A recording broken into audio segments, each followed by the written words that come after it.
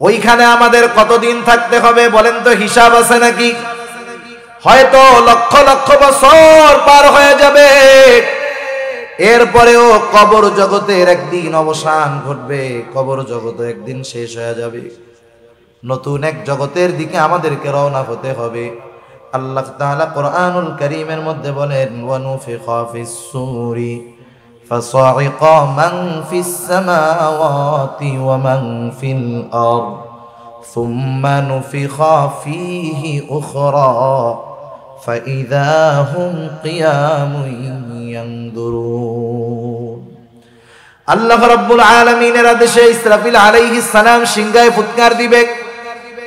প্রথমবার সিংহায় ফুৎকার দেওয়ার পর এত আওয়াজ হবে, ফাসাইকা মান ফিস সামাওয়াতি ওয়া মান ফিল আরদ, আসমান জমিন এই দুইটার মাঝে যা আছে সব অজ্ঞান হয়ে যাবে, মৃত্যু ঘটে যাবে তাদের।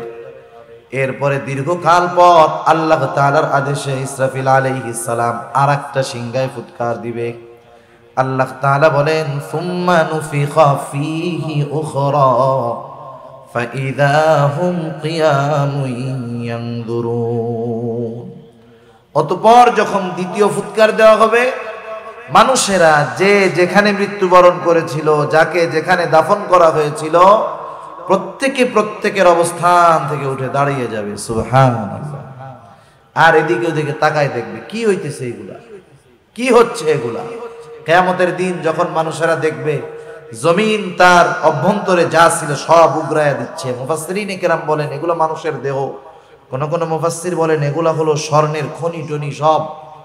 আর ওরা দেখবে, হায় রে, তারা বলবে ক্বালাল ইনসানু মা লাহা, কি হইতেছে এগুলা, এগুলার জন্যই তো দুনিয়াতে সব কিছু করছিলাম, আল্লাহর অবাধ্য হয়েছিলাম, নাফরমানি করেছিলাম, কি হইতেছে এগুলা, মানুষ অবাক হয়ে যায়। আল্লাহ তাআলা কোরআনুল কারীমের মধ্যে আরেক জায়গায় বলেন, মানুষেরা যখন কিয়ামতের দিন উঠবে, শুধু তাই না, আল্লাহ রাব্বুল আলামিন তাদের রবের দিকে তারা ছুটতে থাকবে। নতুন এক জগতে পদার্পণ, ছিলাম আলমে বরজখ, এখন উঠে গেলাম হাসরের ময়দানে। এটাও মনে করেন একটা মঞ্জিল, এই মঞ্জিলের বিশালতা কত বড়। আল্লাহ রাব্বুল আলামিন কোরআনুল কারীমের মধ্যে বলেন, ইয়াউমান কানা মিকদারুহু 50,000 সানা, কিয়ামতের এক একটা দিনের মেয়াদ দুনিয়ার 50,000 বছরের সমান। একটা সময় বিচার আচার হবে, মানুষেরা প্রথমে তো দুই ভাগে ভাগ হবে। আল্লাহ তাআলা বলেন, ফারিকুন ফিল জান্নাহ ওয়া ফারিকুন ফিস সাঈর, একটা দল জান্নাতি আর একটা দল জাহান্নামী। জান্নাতের মধ্যে থাকবে দুই অবস্থা, এক দল থাকবে বেঈমান, তারা অনন্তকাল জাহান্নামী, আর এক দল থাকবে ঈমানদার তবে গুনাহগার নাফরমান। এই মানুষগুলা পাপের শাস্তি ভোগ করার পর ঈমানের কারণে তারাও জান্নাতে প্রবেশ করবে। এইবার যারা জান্নাতি অনন্তকাল জান্নাতি, এইবার যারা জাহান্নামী অনন্তকাল জাহান্নামী। এই জান্নাতি এদের অবস্থান জান্নাতে শুরু হবে, শেষ হবে না। জাহান্নামে যারা অবস্থান করবে অনন্তকাল অবস্থান করবে, সময় শেষ হবে না।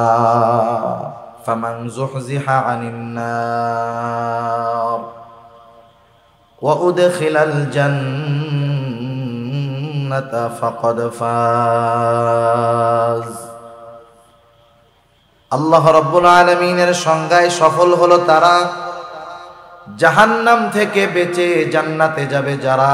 আল্লাহ তাআলার সংজ্ঞায় সফল হলো তারা।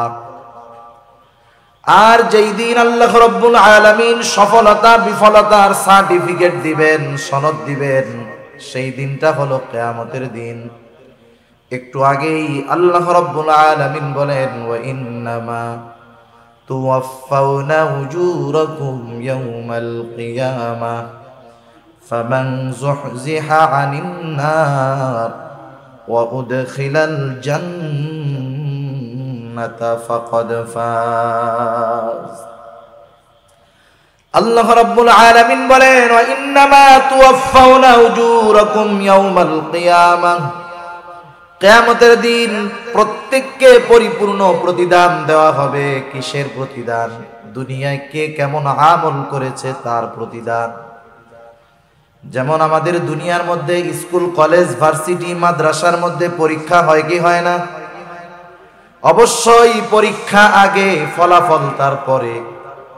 অনুরূপভাবে কিয়ামতের দিবসটা হলো ফলাফল ঘোষণার জায়গা, পরীক্ষার জায়গা নয়। তাহলে পরীক্ষার জায়গা কোথায়? পরীক্ষার জায়গা হলো এই দুনিয়া। দুনিয়া হলো পরীক্ষার হল, আর পরকাল হলো ফলাফলের দিবস, প্রতিদান দিবস। পরীক্ষার হলে সময় কম। একজন পরীক্ষার হলে ঢুকলে একটা বিষয়ে কয় ঘন্টা সময়? সর্বোচ্চ 3 ঘন্টা সময়, ঠিক না? কিন্তু যদি এই 3 ঘন্টা সময় ওই ছাত্র কাজে লাগাতে ব্যর্থ হয়, 3 ঘন্টা সময় যদি কাজে লাগাতে ব্যর্থ হয়, তাহলে তার ব্যর্থতা থাকে সারা জীবন, ঠিক কিনা বলেন? আবার কোন ব্যক্তি যদি পরীক্ষার হলের অল্প সময় কাজে লাগাতে পারে, তাহলে তার সফলতা হয় দীর্ঘদিন ব্যাপী, অনেক দিন ব্যাপী। এই জন্য দুনিয়া হলো পরীক্ষার জায়গা। দুনিয়ার হায়াতটা নিতান্তই বড় কম। কত কম, কত কম! কারণ দুনিয়া আমাদের কিন্তু শেষ আবাসস্থল নয়, আমাদের শেষ মঞ্জিল, শেষ আবাসস্থল হলো জান্নাত। আল্লাহ তাআলা কবুল করুক, সবাই বলি আমিন। আমরা আল্লাহ তাআলার কাছে এই ব্যাপারে আশা রাখি যে ইনশাআল্লাহ আমাদের সবার শেষ মঞ্জিল, শেষ ঘাঁটি হবে জান্নাত। সবাই তো আর যাবে না, তারপরেও আশা রাখি। কারণ আল ঈমানু বাইনাল খাউফি ওয়ার রাজা, আশা এবং ভয়ের মাঝে ঈমান। আশার ব্যাপারে আল্লাহ তাআলার নিকটে সর্বোচ্চ আশা রাখা চাই, আবার ভয়ের ব্যাপারেও সর্বোচ্চ ভীত হওয়া চাই। হযরত ওমর রাদিয়াল্লাহু তাআলা আনহু বলতেন, আমি তো আল্লাহ তাআলার কাছে এত পরিমাণ আশা রাখি যে তাম দুনিয়ার সব মানুষ যদি জাহান্নামী হয়, একজন মানুষ যদি জান্নাতি হয়, আমি আশা করি আমি ওমর হব সেই একজন ব্যক্তি। সুবহানাল্লাহ। আবার এতটা ভীত আমি যে তাম দুনিয়ার মানুষ যদি জান্নাতি হয় আর একজন মানুষ যদি জাহান্নামী হয়, আমি ভয় পাই যে হতে পারে ওই একজন ব্যক্তি হব আমি ওমর। আল্লাহ তাআলার ব্যাপারে সর্বোচ্চ আশা রাখা চাই, কারণ আল্লাহ তাআলার ব্যাপারে আমাদের ধারণা যেমন, আমাদের ব্যাপারে আল্লাহ তাআলার ব্যবহার হবে তেমন। সেজন্য আমাদের শেষ মঞ্জিল হলো জান্নাত। কিন্তু এই শেষ মঞ্জিলে যাওয়ার আগে আমরা অনেকগুলা মঞ্জিল, অনেকগুলা ঘাটি অতিক্রম করি, অনেকগুলা ঘাটি। প্রথমত, দুনিয়াতে আমাদের কোনো অস্তিত্ব ছিল না। একটা সময় তো মানুষ বলতেই কোনো কিছু ছিল না। আল্লাহ রাব্বুল আলামিন হযরত আদম আলাইহিস সালামকে সৃষ্টি করেছেন মাটি দিয়ে। আমাদের মূল সৃষ্টি হলো হযরত আদম আলাইহিস সালাম থেকে। আল্লাহর নবী বলেন, আল্লাহ তাআলা আদম আলাইহিস সালামের পৃষ্ঠদেশ তথা পিঠ থেকে আমাদের সবার রূহ একত্রে এক সময় সৃষ্টি করেছেন। আল্লাহ তাআলা আদম আলাইহিস সালাম থেকে আমাদের রূহ সৃষ্টি করেছেন। তাহলে বোঝা গেল এখন আছি দুনিয়ার জগৎ। দুনিয়ার জগতে আসার আগে আমরা আরেকটা জগতে ছিলাম। সেই জগৎটা হলো রূহের জগৎ। বলেন তো, রূহের জগতে আমরা সবাই ছিলাম, কোনো সন্দেহ আছে নাকি? কিন্তু রূহের জগতে আমাদের অবস্থান কাল কত বছর ছিল, এর হিসাব আমাদের কারো জানা আছে নাকি? হয়তো লক্ষ লক্ষ বছর আমরা রূহের জগতে ছিলাম। একটা সময় আল্লাহ তাআলা মা বাবার মাধ্যমে আমাদেরকে দুনিয়ায় পাঠাইছে।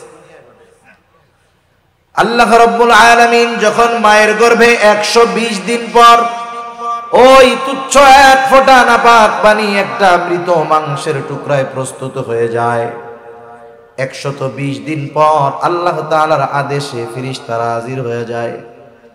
মায়ের পেটের মধ্যে আমি আপনি ছিলাম মৃত। এজন্য আল্লাহ তাআলা কোরআনুল কারীমের মধ্যে আগেই বলছেন মরার কথা, আল্লাযী খালাকাল মাউতা ওয়াল হায়াতা লিয়াবলুয়াকুম আইয়ুকুম আহসানু আমালা। এই জায়গায় আল্লাহ তাআলা আগে বলছেন কি আল্লাযী খালাকাল মাউতা, যিনি আগে মৌত সৃষ্টি করেছেন। তার মানে দুনিয়ায় প্রাণ পাওয়ার আগে আমরা মৃত ছিলাম, মায়ের পেটে কি ছিলাম? মরা মরা। ফেরেশতারা আল্লাহ তাআলার আদেশে 120 দিন পর এসে আমি আপনি ছিলাম মৃত একটা মাংসের টুকরা, ওই মাংসের টুকরার মধ্যে আল্লাহ তাআলার আদেশে রূহ ফুঁকে দিল, রূহ প্রাণ। কত কুদরত ওই দিন! শুধু প্রাণ ফুঁকে দিছে, রূহ দিয়েছে এমনটা নয়, এই মাংসের বডির সাথে ওই রূহটা কতদিন থাকবে সেই দিন সেটাও নির্ধারিত হয়ে যায়। কতদিন এই দেহের সাথে রূহ থাকবে সেটা মায়ের পেটের মধ্যে থাকতেই লেখা হয়ে গেছে। এই যে বোতলটা দেখেন না, বোতল, এরকম বোতল, প্যাকেট, চিপসের প্যাকেট জিনিস থাকে না, কি লেখা থাকে? এই যে লেখা 1 নম্বরে মূল্য, এরপরে লেখা আছে উৎপাদনের তারিখ, আর একটা আছে মেয়াদ। উৎপাদনের তারিখ হলো এই বোতলটা যেদিন পানি ভরা হয়েছে ক্যাপ লাগাই দিছে, সাথে সাথে লেখা আছে মেয়াদ, মানে এই পানিটা কতদিন খাওয়া যাবে। এখন বলেন, মেয়াদ উত্তীর্ণ পানি 3 মাস আগে মেয়াদ উত্তীর্ণ হয়ে গেছে, এই পানি যদি আপনার কাছে নিয়ে দিয়া বলি হাদিয়া আপনারে আমি খাওয়াই দিই, খান, নষ্ট হয়েছে না হয়েছে আল্লাহ ভালো জানে, কিন্তু যখন দেখবেন যে মেয়াদ শেষ খাবেন। অনুরূপ ভাবে বোতলের গায়ে যেমন উৎপাদনের তারিখ তথা ওর জন্ম তারিখ আর ওর মৃত্যু তারিখ লেখা আছে, অনুরূপ ভাবে আমার আপনার সাথেও মৃত্যু তারিখ লেখা আছে। বোতলের গায়ের মেয়াদটা দেখা যায়, কিন্তু আমার আপনার মেয়াদ কতদিন দেখাও যায় না, জানাও যায় না। কিন্তু একটা নির্দিষ্ট সময় কিন্তু আছে, কিন্তু আমাদের অজানা, জানা নাই। ওই সময়টা যখন আসবে, নির্দিষ্ট সময়টা যখন হাজির হবে, 1 মুহূর্ত বেশি আমি দুনিয়ায় থাকতে পারবো না, 1 মুহূর্ত আগেও মালাকুল মউত আমার কাছে আসবে না। শুধু তাই না, আমরা মনে করি মানুষ মৃত্যুর কারণ হলো সুস্থতা অসুস্থতা, বিষয়টা এমন না। সমাজে তো অনেক মানুষ দেখা যায় 30 বছর ধরে ঘরে পড়ে আছে, কথাও বলতে পারে না, বিছানায় প্রস্রাব পায়খানা, ভারী খাবারও খায় না, শুধু স্যালাইন পানি খেয়ে বেঁচে আছে 30 বছর। আছে না এরকম? অনেক আছে। আবার একজন সুস্থ মানুষ রাতের বেলায় সুস্থ অবস্থায় ঘুমাতে গেছে, ঘুম থেকে আর জাগে নাই, শেষ। সেজন্য আল্লাহ তাআলা বলেন ফাইদা জাআ আজালুহুম লা ইস্তাখিরুনা সাআতাও ওয়া লা ইস্তাকদিমুন। একেবারে যথা সময়ে আমাদের মেয়াদ যখন ফুরায় যাবে, মালাকুল মউত হাজির হবে, 1 মুহূর্ত আগেও আসবে না, 1 মুহূর্ত বিলম্ব হবে না। কতদিন দুনিয়ার বুকে ওই মাংসের টুকরার সাথে রূহটা থাকবে, আল্লাহ তাআলার আদেশে মায়ের পেটের মধ্যেই ওটা ফিক্সড হয়ে যায়। কেউ তো এমন হয় মায়ের গর্ভে থাকতেই মৃত অবস্থায় দুনিয়ায় আসে, কেউ বা দুনিয়ায় ভূমিষ্ঠ হওয়ার পরে মারা যায়, কেউ 2 বছর, 10 বছর, 15, 20, 50, 60, 70, 80 বছর, 100 বছর বাঁচে এমন লোকের সংখ্যা কম। তাহলে দেখেন রূহের জগতে আমরা কত বছর ছিলাম হিসাব নাই, লক্ষ লক্ষ বছর। দুনিয়ার জগতে কত বছর? গড় আয়ু হলো 65 থেকে 70 বছর মাত্র। এরপরে যেই দিন আমার মেয়াদ শেষ হয়ে যাবে, মালাকুল মউত আমার দেহ থেকে রূহটাকে ছিনিয়ে নিয়ে যাবে। আমাদের এলাকায় মানুষ মারা যাওয়ার পর মাইকিং করা হয়, ঘোষণা করা হয়, অমুক এলাকার অমুক আজ বিকাল 5 ঘটিকার সময় ইন্তেকাল করিয়াছে, আগামী দিন সকাল 8টায় ঈদগাহ ময়দানে তার জানাজা হবে। এরকম ঘোষণা করে না? কি বলে? বলে ইন্তেকাল করিয়াছে। ইন্তেকাল শব্দের অর্থ হলো স্থানান্তরিত হওয়া, এক জায়গায় ছিল আর এক জায়গায় গেছে। তার মানে আব্দুর রহিম শেষ হয়ে যায় নাই। আব্দুর রহিম এতকাল দুনিয়ার জগতে ছিল, স্থানান্তরিত হয়ে নতুন এক জগতে পদার্পণ করেছে, যেই জগতের নাম হলো আলমে বারজাখ। কবর জগতে গেছে, নতুন এক জগতে গেছে। মাঝে মধ্যে আপনাদের বাজারে দেখবেন এক বিল্ডিং এ অনেক দিন অগ্রণী ব্যাংক আছে, এইবার ব্যাংক ওই বিল্ডিং চেঞ্জ করে আরেক জায়গায় গেছে। এবার ওইখানে লেখা থাকে ব্যাংক স্থানান্তর করা হয়েছে। ব্যাংক চলে যায় নাই, স্থানান্তর করা হয়েছে। এখানে ছিল আরেক জায়গায় নেওয়া হয়েছে। আমরা ছিলাম দুনিয়ার জগতে, যেতে হবে নতুন এক জগতে, এটার নাম হলো আলমে বরজখ, সোজা কথায় কবর জগৎ। ওইখানে আমাদের কতদিন থাকতে হবে বলেন তো, হিসাব আছে নাকি?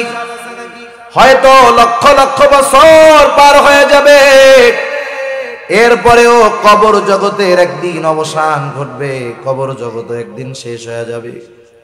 নতুন এক জগতের দিকে আমাদেরকে রওনা হতে হবে। আল্লাহ তাআলা কোরআনুল কারীমের মধ্যে বলেন, ওয়ানুফিখা ফিস সূরি ফাসাইকা মান ফিস সামাওয়াতি ওয়া মান ফিল আরদ সুম্মা নুফিখা ফীহি উখরা ফাইযা হুম কিয়ামুন ইয়ানদুরুন। আল্লাহ রাব্বুল আলামিনের আদেশে ইসরাফিল আলাইহিস সালাম সিংহায় ফুৎকার দিবে।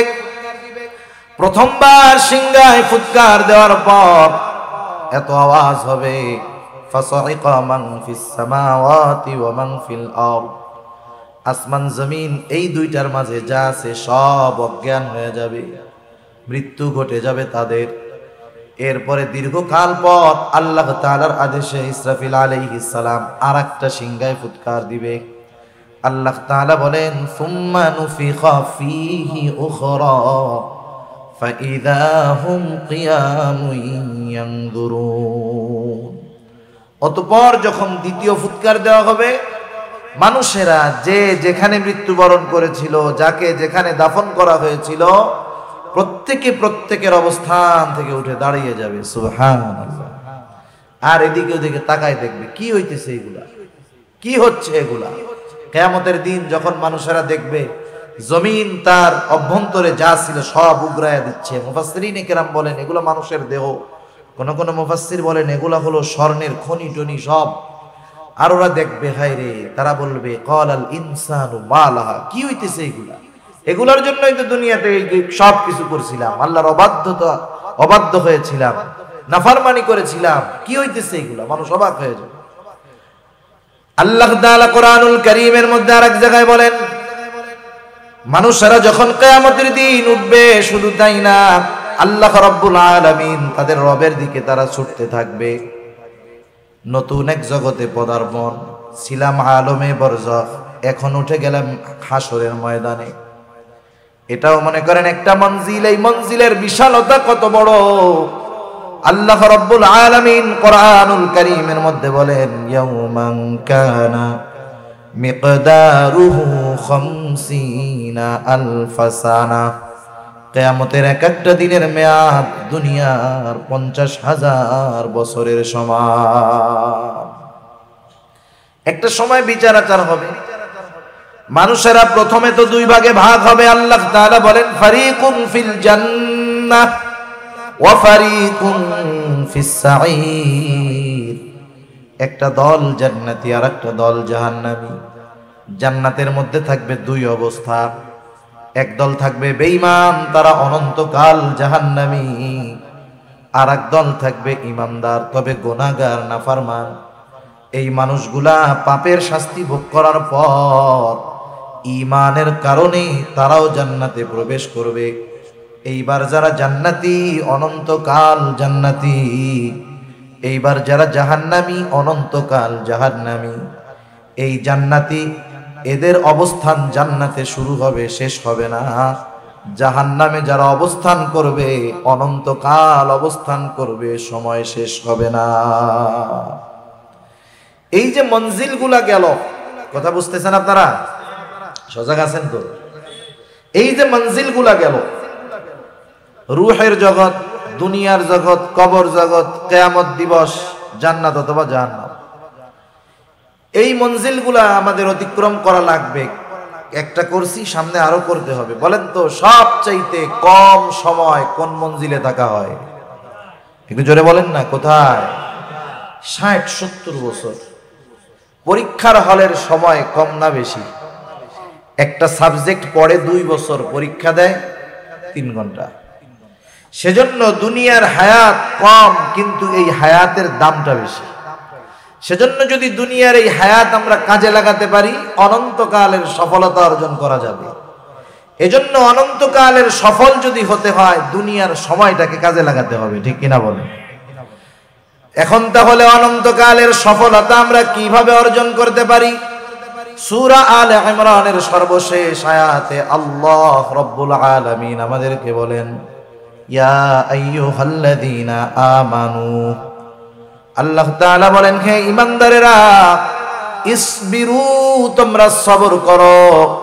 শুধু সবর করলে হবে না, ওয়াসাবিরু, সবরের উপরে তোমরা অটল থাকো। ওয়ারাবিতু, সর্বদা জিহাদের জন্য প্রস্তুত থাকো। 4 নাম্বার, ওয়াত্তাকুল্লাহ, আল্লাহ তাআলাকে ভয় করো। কেন এই 4 গুণ আমরা অর্জন করব? আল্লাহ তাআলা বলেন, লাআল্লাকুম তুফলিহুন, যাতে তোমরা শুধু মুমিন নয়, সফল মুমিন হতে পারো। তাহলে সফল কারা? জান্নাতে যাবে যারা। সফল কারা? জান্নাতে যাবে যারা। আমরা সবাই সফল হইতে চাই না? সবাই চাই তো? আল্লাহ কবুল করুন। তাহলে 1 নাম্বার গুণ হলো, যদি সফল হতে চাই, আল্লাহ তাআলা বলেন, হে ঈমানদারেরা, ইসবিরু, তোমরা সবর করো। সবর, সবর বলতে আমরা কি বুঝি? সবর কোথায় করব, কিভাবে করব, আমাদের অনেকের জানা নাই।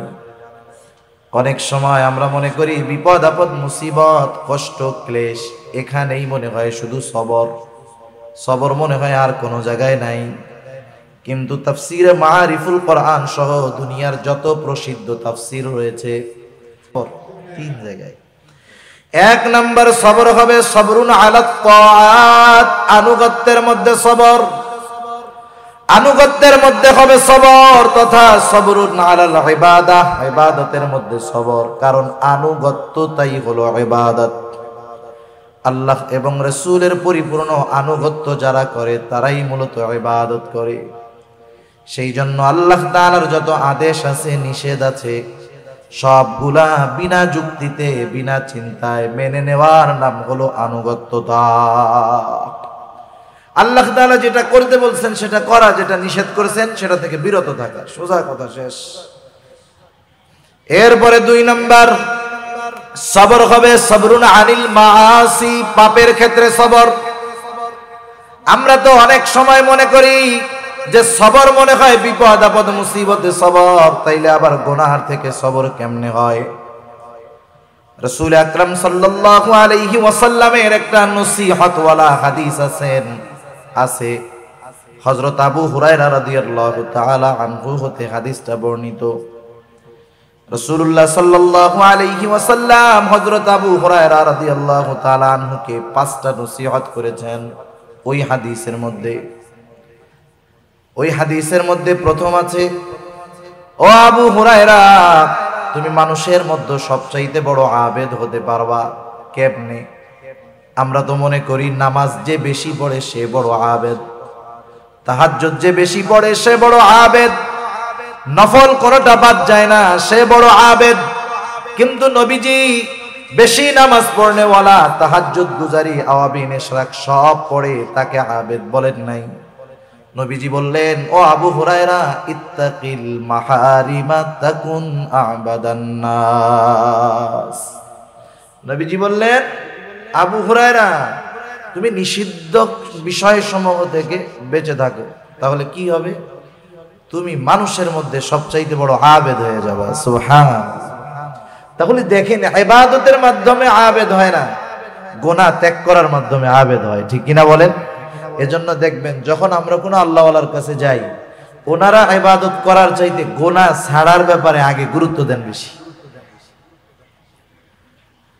রাসূল আকরাম সাল্লাল্লাহু আলাইহি ওয়াসাল্লাম একদিন ফজরের নামাজের সময় মসজিদে নববীর মধ্যে বসে আছেন। সব সাহাবারা নামাজের জন্য উপস্থিত। রাসূল আকরাম সাল্লাল্লাহু আলাইহি ওয়াসাল্লাম হঠাৎ করে বলতেছে, শোনো, এখন যেই ব্যক্তি দরজা দিয়ে প্রবেশ করবে সে জান্নাতি। নবীজির জবান দিয়ে বের হয়েছে সে জান্নাতি, কোনো সন্দেহ নাই। সবার নজর দরজার দিকে, কোন আল্লাহর বান্দা এখন দরজা দিয়ে ঢুকে, সৌভাগ্যবান ব্যক্তি, সবাই দেখতে চায়। সবাই তাকায় দেখে এক আল্লাহর বান্দা ঢুকছে, ওযু করছে, বোঝা যায় এখনো দাড়ি ভেজা পানি পড়তেছে, বাম হাতের মধ্যে জুতা। আল্লাহর বান্দা ভেতরে ঢুকলেন, প্রথম দিন গেল, আবার পরের দিন আল্লাহর নবী বলতেছে, এখন যেই ব্যক্তি দরজা দিয়ে ঢুকবে সে জান্নাতি। সবার নজর দরজার দিকে, কে সেই সৌভাগ্যবান ব্যক্তি? এবার তাকায় দেখে বিগত দিন যেই ব্যক্তি দরজা দিয়ে ঢুকেছিল আজকেও সে ঢুকছে। আগের দিন যেমন ওযু করছে দাড়ি থেকে পানি পড়তেছে, আজকেও দাড়ি থেকে পানি পড়ে। দ্বিতীয় দিন চলে গেল, তৃতীয় দিন আবার নবীজি বলতেছেন শোনো, এখন যেই ব্যক্তি দরওয়াজা দিয়ে ঢুকবে সে জান্নাতি। সবার নজর আবার দরজার দিকে। তাকায় দেখে বিগত 2 দিন যেই ব্যক্তি ঢুকেছে যেই অবস্থায় ছিল আজকেও সেই অবস্থা। দাড়ি দিয়ে পানি পড়তেছে, মানে মাত্র ওযু করছে একটু আগে, বাম হাতের মধ্যে জুতা ঢুকছে। একটা বর্ণনায় ওই ব্যক্তির নাম আসছে, আর এক বর্ণনায় আসে নাই। মুসনাদে আহমদের মধ্যে আর এক বর্ণনায় আসছে যেই ব্যক্তি ঢুকছে ওনার নাম হলো হযরতে সাদ রাদিয়াল্লাহু তাআলা। এক ব্যক্তির ব্যাপারে যখন বিশ্বনবীজির পর 3 দিন একই ঘোষণা, এই লোকটা জান্নাতি, কোনো সন্দেহ নাই, ঠিক কিনা বলেন?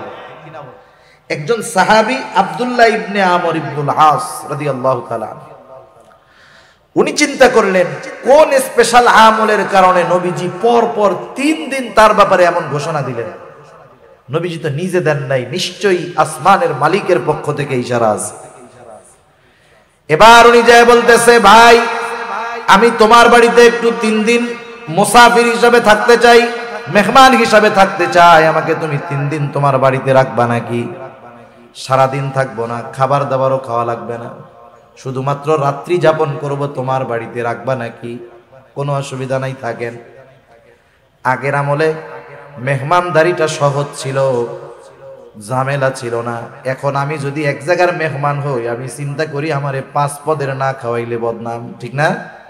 আগের আমলে এমন হইতো, একজন গেছে এক বাড়িতে মেহমান হইয়া, বাড়ি কিছুই নাই, কিছুই নাই, মেহমান গেছে ফেরাইয়া দেয় নাই। মেহমান যাওয়ার পরে বলতেছে, কি বলবো, আলহামদুলিল্লাহ আপনি আসছেন, মেহমান তো বরকত নিয়ে আসে, আমাদের ঘরে কিছু নাই, আমরা রোজা আছি, আপনিও থাকেন, ইনশাআল্লাহ কিছু একটা হবে। আর এখন মেহমান আসলে আমার ঘরে কিছু নাই, আমি যদি বলি আমারও ইজ্জত শেষ, মেহমানের ইজ্জত শেষ, ঠিক কিনা বলেন? সেজন্য আগে মেহমান আসলে মানুষ খুশি হইতো যে বরকত আসতেছে, এখন মেহমান আসলে টেনশনে পড়ে যায় যে মাসের শেষ, কি খাওয়ামু, কি করবো, কি বদনাম করবে আত্মীয় স্বজনের কাছে যায়, ঠিক আছে? সব লোক দেখানো লৌকিকতা হয়ে গেছে আমাদের, ঠিক কিনা বলেন? সেজন্য মেহমান আসলে বরকত আগের মতো আসে না, আমাদের নিয়তের গরমিলের কারণে। এখন উনি রাতের বেলা থাকবে, খাবে টাবে না, কিন্তু উনি তো থাকবে ঘুমানোর জন্য না, দেখার জন্য রাতের বেলা কি আমল করে। এশার নামাজ পড়ে একসাথে বাড়িতে যাওয়ার পর ওনারে দিছে আরেক ঘরে থাকার জন্য, উনি ঘুমায় না, খেয়াল করতেছে হযরতে সাদ কি করে। তিনি দেখলেন এশার নামাজের পর খাওয়া দাওয়া খেয়ে আল্লাহর বান্দা ঘুমাইছে, উনি সারা রাত জাগনা, কখন আল্লাহর বান্দা উঠে কি আমল করে দেখবো দেখবো দেখবো করতে করতে ফজরের আজান দিয়ে দিল। উনি ঘুম থেকে উঠলেন, জরুরত সেরে ওযু করে মসজিদের দিকে রওনা হয়ে গেলেন নামাজ পড়ার জন্য। প্রথম দিন এই অবস্থা, এবার দ্বিতীয় দিন খেয়াল করতেছে কি করে, চিন্তা করতেছে ধারাবাহিক আমল হয়তো একদিন কোনো কারণে বাদ যাইতে পারে, দ্বিতীয় দিন আশা করি বাদ যাবে না। আবার দ্বিতীয় দিন সারা রাত জাগ্রত, দেখি কি আমল করে, কি আমল করে। তাকায় দেখে কোনো আমল নাই, এশার নামাজ পড়ে লম্বা ঘুম, ফজরের আজানের সময় ঘুম থেকে উঠলো, একটু চিন্তিত হয়ে গেছে, হায় রে কোনো আমল টামল তো দেখি না, কি ব্যাপার, দেখি আর একটা দিন থাকি। কারণ কোনো ব্যক্তি যদি ধারাবাহিকভাবে কোনো আমল করে, সাধারণত যত ব্যস্ততা থাকুক না কেন পরপর 3 দিন বাদ যাবে না। তৃতীয় দিন রাত্রে আবার সারা রাত জাগ্রত, দেখতে চায় কি করে। দেখলো এশার নামাজ পড়ে ঘুমায়, ফজরের আজান দিলে ঘুম থেকে উঠলো।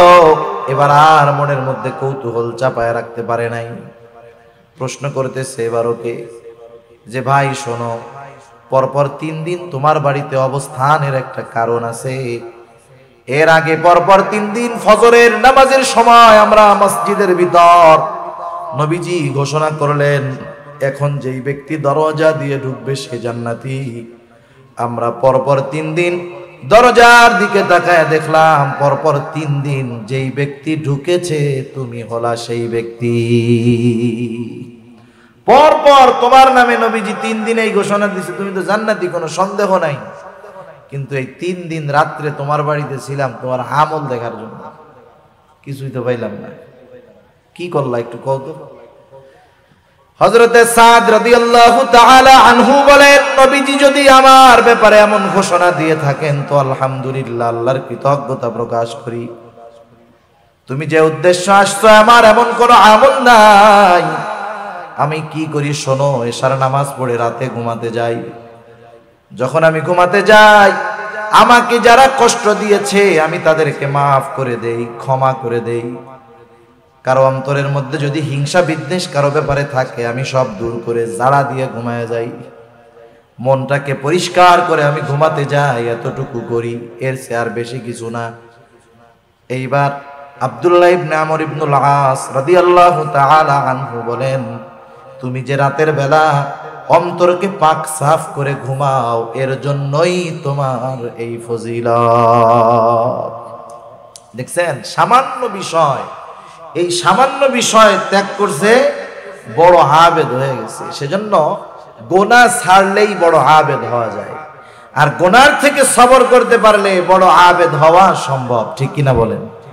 আর গোনাহ সামনে আসতেই পারে, গোনাহ সামনে আসলে চিন্তা করতে হবে, চোখ দিয়ে গোনাহ করব, চোখ তো আমার বন্ধু না, চোখ তো দুশ্মন। হাত দিয়ে গোনাহ করব, হাত তো আমার বন্ধু না, হাত তো আমার দুশ্মন। কারণ এরা কিয়ামতের দিন আল্লাহ তাআলা এদের জবান খুলে দিবে, আর ওরা সেই দিন সব কথা বলে দিবে আমার কথা। কান দিয়ে আমি গোনাহ শুনতেছি, গান শুনতেছি, কান আমার দুশ্মন, কিয়ামতের দিন ওরা বলে দিবে। আমি যখন প্রত্যেকটা গোনাহ সামনে আসলে এই চিন্তাটা শুধু করব যে আমার আল্লাহ দেখতেছে, 2 কাঁধের ফেরেশতা দেখতেছে, যা কথা বলতেছি আরেক ফেরেশতা রেকর্ড করতেছে, এই হাত পা অঙ্গ প্রত্যঙ্গগুলো আমার গোনার সাক্ষী হচ্ছে, জমিন সাক্ষী হচ্ছে, সময় সাক্ষী হচ্ছে, কোথায় যাব আমি? এই চিন্তা বারবার বারবার করলে এক সময় গোনাহ করার সময় চিন্তা আসবে যে না, এটা আর করা যাবে না। যে গোনাহ আমি করতেছি, যেটা দেখতেছি, আমি একা দেখি না, এই ফেরেশতারাও দেখে, ঠিক কিনা? আল্লাহ তাআলা দেখে। যা আমি শুনি এগুলো আল্লাহ তাআলা শোনেন, তাহলে আমি কোথায় যাব? কোনো জায়গায় আমার যাইয়া গুনাহ করার উপায় নাই। এই চিন্তা যখন ভেতরে আমি আস্তে আস্তে ঢুকাবো, তখন গুনার থেকে আমি সবর করতে পারবো, বেঁচে থাকতে পারবো। 3 নাম্বার সবর হলো সবরুন আলাল মাসায়েব, বিপদ আপদ মুসিবতের ক্ষেত্রে সবর। বিপদ আপদ মুসিবত দুনিয়াতে আসবে, এটা স্বাভাবিক, সেই কথাই আল্লাহ তাআলা জানায় দিলেন। আল্লাহ তাআলা বলেন, ওয়ালা নাবলুওয়ান্নাকুম বিশাইইম মিনাল খাউফি ওয়াল জু' ওয়া নাকসিম মিনাল আমওয়াল ওয়াল আনফুসি ওয়াস সামারাত। আল্লাহ রাব্বুল আলামিন 2টা তাকিদ যোগ করে বলেন, ওয়ালা নাবলুওয়ান্নাকুম, আমি অবশ্যই তোমাদের পরীক্ষা নিব। আল্লাহ তাআলা কত মেহেরবান, কত দয়ালু, শুধু পরীক্ষা নিবেন এই ঘোষণা দিলেন না, পরীক্ষাগুলা কোন কোন পদ্ধতিতে হবে এই সাজেশন গুলাও আল্লাহ তাআলা জানায় দিলেন। সুবহানাল্লাহ বলেন।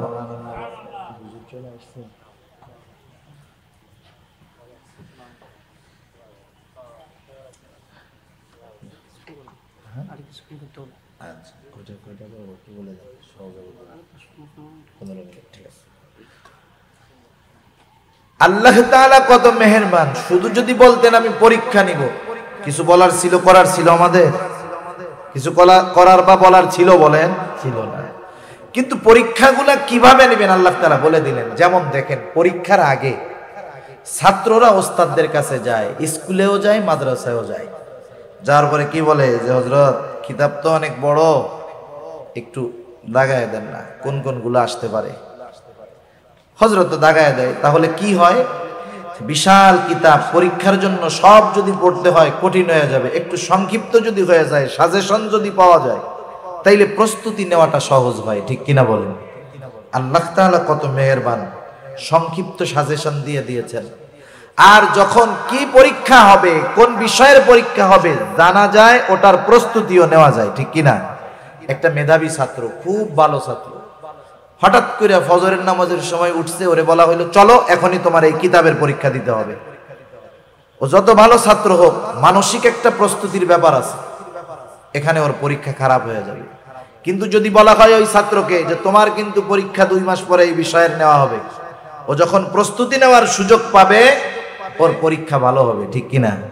আল্লাহ তাআলা আগের থেকেই আমরা জানি প্রস্তুতি নিতে পারি, পরীক্ষায় যেন ফেল না হয় এজন্য আল্লাহ তাআলা আগের থেকেই জানায় দিয়েছেন পরীক্ষা কিসের কিসের মধ্যে হবে। সুবহানাল্লাহ।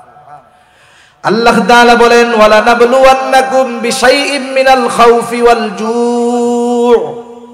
আল্লাহ তাআলা বলেন আমি অবশ্যই তোমাদের পরীক্ষা নিব কিছু ভয়ের মাধ্যমে, ওয়াল জু' ক্ষুধা তথা অভাব দারিদ্রতার মাধ্যমে আমি আল্লাহ পরীক্ষা নিব।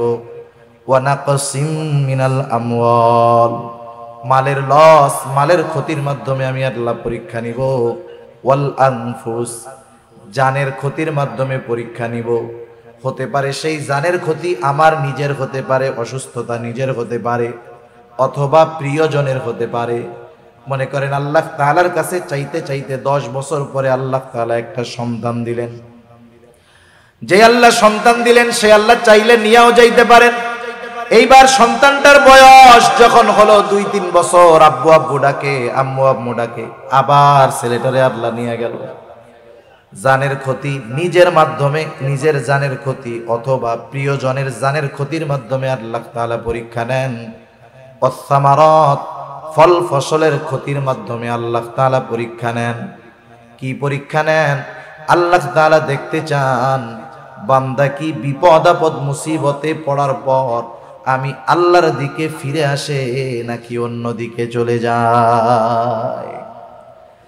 ইমানের 6টি ভিত্তির অন্যতম ভিত্তি হলো আল কাদরি খাইরিহি ওয়া শাররিহি মিনাল্লাহি তাআলা। তাকদীরের ভালো মন্দ তথা গোটা জিন্দেগীর সব কল্যাণ অকল্যাণ কার তরফ থেকে হয়? আল্লাহর তরফ থেকে। আল্লাহ তাআলাই কল্যাণ দেন, আল্লাহ তাআলাই অকল্যাণ দেন। আল্লাহ তাআলা কল্যাণ দিয়েও পরীক্ষা নেন, অকল্যাণ দিয়েও আল্লাহ পরীক্ষা নেন। কেউ যদি মনে করে আমারে টাকা পয়সা দিছে মনে হয় ভালোবাসে এই জন্য, বিষয়টা এমন না। তাইলে কারুন হইতো আল্লাহর সবচাইতে ভালোবাসার পাত্র, ঠিক কিনা বলেন? সেজন্য আল্লাহ দিয়েও পরীক্ষা নেন, না দিয়েও পরীক্ষা নেন। দিয়ে কি পরীক্ষা নেন? দিয়ে দেখেন যে শুকর করে কিনা, ফখর করে কিনা, গর্ব করে কিনা, আমি আল্লাহকে ভুলে যাই কিনা। না দিয়ে পরীক্ষা নেন যে অভাবে পড়া সে অবৈধ পথে যায় কিনা, আমি আল্লাহকে ভুলে যাই কিনা, আমি আল্লাহকে দোষারোপ করে কিনা। এজন্য আল্লাহ তাআলা যে কত মেহেরবান, বিপদ দিবেন নিজে জানায়া দিলেন, আবার তিনিই বলেন যে বিপদে পড়লে কি করবা আমি আল্লাহ তোমাদেরকে বলে দিতেছি। সুবহানাল্লাহ। 2 আয়াত আগে আল্লাহ তাআলা বলেন আল্লাযীনা ইযা আসাবাতহুম মুসিবা ক্বালু, আল্লাহ রাব্বুল আলামিন 2 আয়াত আগে বলেন ইয়া আইয়ুহাল্লাযীনা আমানুস্তাঈনু বিস-সাবরি ওয়াস-সালাহ ইন্নাল্লাহা মা'আস-সাবিরিন। আল্লাহ তাআলা বলেন হে ঈমানদারেরা ইস্তাঈনু, তার মানে বোঝা গেল ঈমানদারদের উপরে পরীক্ষা আসবে, ঠিক কিনা বলেন? আল্লাহ তাআলা কিন্তু বলেন না ইয়া আইয়ুহান নাস, আল্লাহ তাআলা বলছেন ইয়া আইয়ুহাল্লাযীনা আমানু, হে ঈমানদারেরা। বিপদ আপদ মুসিবত আসবে, কি করব? আল্লাহ তাআলা বলেন ইস্তাঈনু, আমি আল্লাহ তাআলার কাছে সাহায্য চাও। আল্লাহ তাআলা বলেন বিস-সাবরি ওয়াস-সালাহ, সবর এবং সালাতের মাধ্যমে সাহায্য চাও। যেই মুমিন বিপদ আপদ মুসিবতে সবর এবং সালাত, ধৈর্য এবং নামাজের মাধ্যমে আল্লাহর কাছে সাহায্য চায়, এই মুমিন কিন্তু সাধারণ মুমিন না। কারণ এর পরপরই আল্লাহ তাআলা বলেন ইন্নাল্লাহা মা'আস-সাবিরিন। প্রথমে ডাক দিয়েছেন মুমিন বলে, ডাক দেওয়ার সময় কি বলছে? ইয়া আইয়ুহাল্লাযীনা আমানু। এরপরে বলছে ইমানদারেরা সাহায্য চাও সবর এবং সালাতের মাধ্যমে। এরপরে আল্লাহ তাআলা এইটা বলেন নাই যে ইন্নাল্লাহা মা'আল মুমিনিন, এটা বলেন নাই। তার মানে আল্লাহ তাআলা বললেন যেই মুমিন সবর এবং সালাতের মাধ্যমে সাহায্য চায় সে সাধারণ মুমিন না, সে সবের মুমিন। সুবহানাল্লাহ। আল্লাহ উপাধি দিয়ে এবার ডাকছে, স্পেশাল উপাধি দিয়ে যে সবের মুমিন। সেজন্য বিপদ আপদ আসবে, আসলে সাহায্য চাইতে হবে কার কাছে? এখন আমরা যে সবের মুমিন হইতে পারলাম কি পারলাম না, এর একটা প্রাথমিক পরিচয় আল্লাহ তাআলা দিয়ে দিয়েছেন। প্রত্যেকটা জিনিসের পরিচয় আছে না? মনে করেন রাস্তা দিয়ে চলতেছেন কাদার মধ্যে, মুরব্বীরা চলে আসছে, এরপরে কথা বলো বেয়াদবি অল্প সময়। কাদার মধ্যে চলতেছেন, হাঁটতেছেন, মাঝে মধ্যে পড়ে যায় না মানুষ? পড়ে গেলে কি কয়? কেউ কয় ওরে বাপরে, ওরে মারে। কেউ কেউ যে যে দরবারে মহব্বত করে সেই দরবারের বাবার নাম ধরে ডাকে, ঠিক না? সব জায়গাতে সবকিছু বলা যায় না। অনেকে আবার কি বলে, ওরে মা, ওরে বাবা, গেছি রে। ওই যে কেউ কেউ আছে শিয়া টাইপের, ওরা কয় ইয়া আলী গেছি রে। আবার কেউ কেউ বলে ও আল্লাহ। সবাই কি ও আল্লাহ বলে নাকি? আপনাদের ছোট ছোট বাচ্চা আছে, 2-3 বছরের বাচ্চা, 2 বছরের বাচ্চা, আপনি ওর বাপ, আপনি ওরে নিয়ে দোকানে গেছেন, বাড়ির বাইরে গেছেন। এই বাচ্চা যদি আপনার কোলেই কান্না শুরু করে, বলেন তো কাকে আগে ডাকবে? মা, মা, মা। ওই বাচ্চা যদি মার কোলে কান্না করে তাও আগে ডাকে মা, কারণ মার সাথে তার অন্তরের এমন এক কানেকশন, কষ্ট পাইলেই মা করে ডাকা শুরু করে, কারণ তার অন্তরের সবচাইতে কাছে তখন থাকে মা।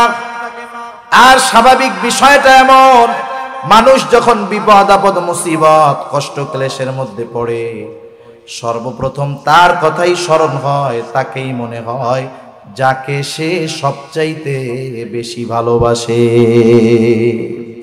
এজন্য আল্লাহ রাব্বুল আলামিন বলেন, ওয়ালা নাবলুওয়ান্নাকুম বিশাইইম মিনাল খাউফি ওয়াল জু' ওয়া নাকসিম মিনাল আমওয়ালি ওয়াল আনফুসি ওয়াত থামারাত ওয়া বাশশিরিস সাবিরিন।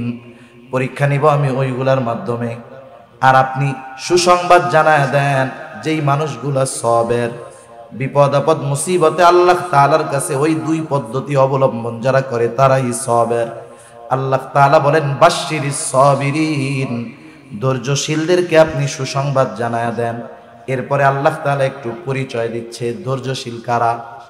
আল্লাহ তাআলা বলেন সুসংবাদ জানায় দেন ওই সমস্ত ধৈর্যশীলদেরকে যারা আল্লাযীনা ইযা আসাবাতুহুম মুসিবা ক্বালু ইন্না লিল্লাহি ওয়া ইন্না ইলাইহি রাজিউন। তাদের উপরে যখন কোনো বিপদ আপদ মুসিবত আসে, আল্লাযীনা ইযা আসাবাতহুম মুসিবা, বিপদ আপদ মুসিবত আসলে কি করে? তারা বলে ইন্না লিল্লাহ, নিশ্চয়ই আমরা কার জন্য? আবার তার কাছেই আমরা ফিরে যাব। আমাদের গ্রাম অঞ্চলের মানুষ অনেকে বোঝে না। মনে করেন কেউ যদি জুতা হারাইছে বা একটু কষ্ট হয়েছে, ও যদি একটু জোরে বলে ইন্না লিল্লাহ, কানে কানে আইসা বলি কাকা মরছে কেডা, ওরা মনে করে যে মানুষ মরলেই মনে হয় শুধু এই দোয়াটা পড়তে হয়। না না, এটা সব বিপদ আপদ, ছোট বড় সব বিপদে এটা পড়তে হবে। একটা হাদিস বলে শেষ করে দেব। সহিহ মুসলিমের মধ্যে আসছে, রাসূল আকরাম সাল্লাল্লাহু আলাইহি ওয়াসাল্লাম একটা দোয়া আমাদেরকে শিখাইয়া দিয়েছেন। আজীব এক দোয়া।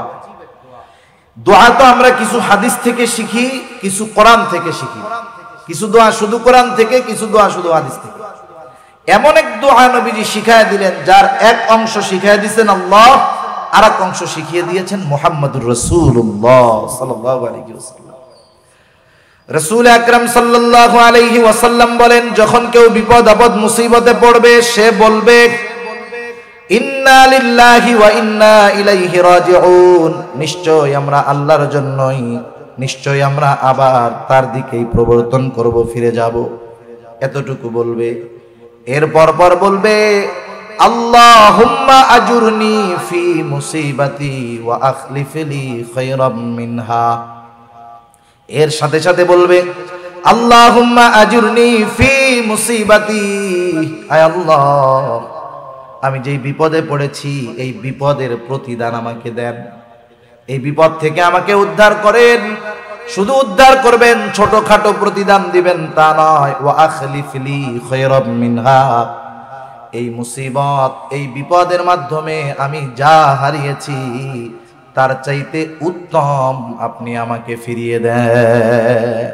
নবীজি এরপরে বলেন যে এই দোয়াটা পড়বে বিপদ আপদ মুসিবতের সময়, সে বিপদের মাধ্যমে যা হারাইছে তার চাইতে উত্তমটা আল্লাহ তাআলা তাকে দিয়ে দিবে। সুবহানাল্লাহ। তবে একটু শর্ত আছে। শর্ত হলো, আর এক হাদিসে আল্লাহ নবী বলেন সবর হলো বিপদের প্রথমে, কিন্তু আমরা সবর করি কোন সময়? যখন নিজেরা আর কুলায় পারি না, ঠিক না? মনে করেন আমি বাজারে যাইতেছি, একজন বাজারে যাচ্ছে, পকেটে 1000 টাকার নোট নিয়ে হঠাৎ করে রাস্তার মধ্যে পড়ে গেছে। বাজারে যেয়ে পকেট টকেট টুকায় দেখে টাকা নাই, কি করবে? দাঁড়ায় থাকবে না আসবে পিছনে? 15-20 বার রাউন্ড দেওয়ার পরে যখন দেখবে টাকা পায় না, তখন কি বলবে জানেন? সদকা করে দিলাম টাকাটা, আল্লাহ সদকা করে দিলাম, ঠিক না? এই মুহূর্তে আরেকজন বলতেছে, কাকা আপনি কিছু খুঁজতেছেন? হ্যাঁ খুঁজি রে বাপ, আমার 1000 টাকা হারাই গেছে। এই তো 1000 টাকা। এখন বলেন এই লোক কি করবে? একটু আগে কি কইছি? সদকা করে দিলাম, এখন পিছন দিয়ে বলতেছি এই যে টাকা, এই লোক কি করবে বলেন তো? তখন আর আল্লাহকে সদকা করছিল এটা আর মনে থাকবে না। তা যাই হোক, বিপদ আপদ মুসিবত যখন একবারে আমরা যখন না পারি তখন আল্লাহর উপরে নিয়ে যাই, কিন্তু উচিত হলো প্রথম থেকেই আল্লাহর উপরে ভরসা করা, শরীয় সমর্থিত পন্থায় চেষ্টা করা। কিন্তু ওই চেষ্টা যে আমার সফলতা আনতে পারবে তা না, বরং সফলতা দিবেন কে? আল্লাহ।